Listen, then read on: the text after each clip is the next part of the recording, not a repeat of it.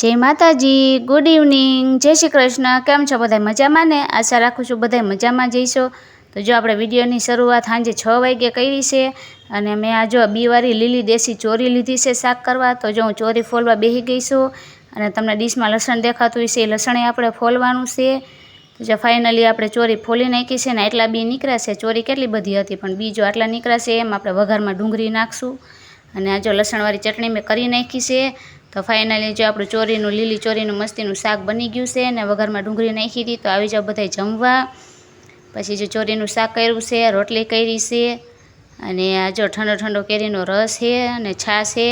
એમાં ઢીમું પપ્પા જો બરફ નાખે છે અને આમાં ડબલામાં થોડુંક મેંગો શ્રીખંડ છે।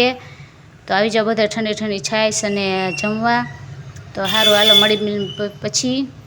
તો જો મારી એન્ટ્રી બીજા દી સવારમાં। તો જો હું નાહી ધોઈને ફ્રેશ થઈ ગઈ છું મસ્તીની। પછી સાંજે વિડીયો એન્ડ કરીને પછી જો આપણે બીજા દી સવારમાં ચાલુ કરી દીધો છે। તો બપોરે જમવામાં જો ખીચડી છે, રોટલી છે ને રીંગણા ટમેટાનું શાક છે, કાચી કેરી છે। તો સારું હાલી મળી નેક્સ્ટ વિડીયોમાં। જય માતાજી, લાઈક શેર સબસ્ક્રાઈબ।